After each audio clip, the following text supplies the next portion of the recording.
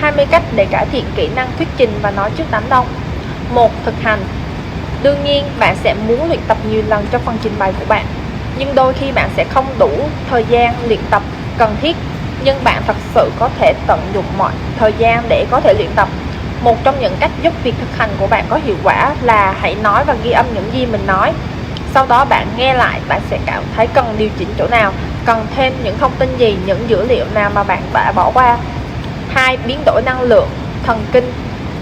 Nó nghe có vẻ lạ, nhưng tôi cũng sẽ thường xuyên uống một ít nước và nghe một chút âm nhạc trong tai nghe của tôi trước khi trình bày. Tại sao?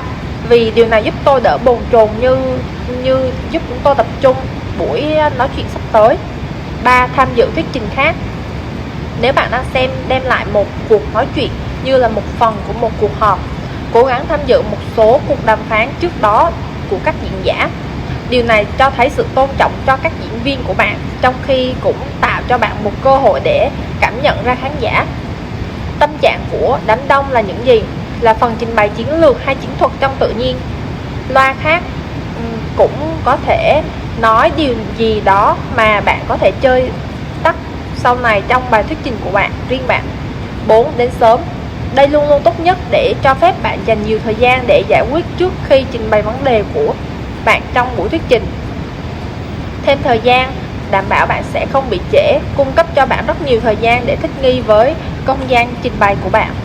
5. Hãy điều chỉnh tầm mắt của bạn đến toàn bộ khán phòng.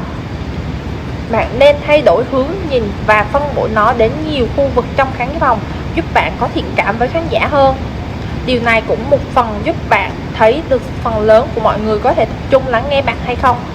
Bạn cũng có thể biết được khu vực nào chưa thực sự tập trung như bạn mong muốn và đưa ra những điều chỉnh kịp thời. 6. Trao đổi với khán giả. Trao đổi với khán giả làm cho bạn có vẻ dễ thương và gần gũi hơn. Hãy hỏi những người tham gia sự kiện trong các câu hỏi và câu trả lời của họ. Họ thậm chí có thể cung cấp cho bạn một số cảm hứng để dịch nó thành câu chuyện của bạn. Bạn có thể rèn luyện các phương pháp tương tác với người khác thông qua chương trình đào tạo kỹ năng thuyết trình tại cổng đào tạo trực tuyến. 7. Sử dụng tư duy tích cực.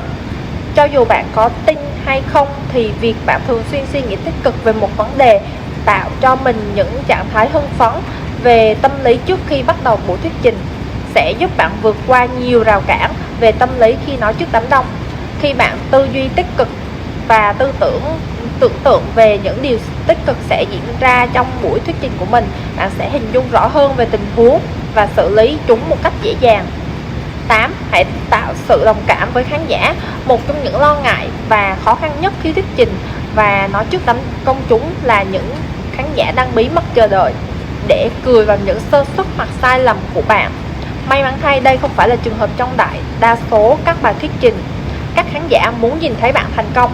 Trong thực tế, nhiều người có một nỗi sợ nói trước công chúng.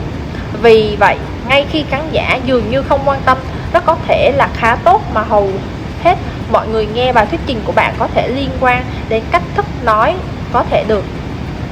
Nếu bạn bắt đầu cảm thấy lo lắng, nhắc nhở mình rằng khán giả được nghe những gì bạn nói và thực sự muốn nhìn thấy bạn nói về chủ đề hôm nay.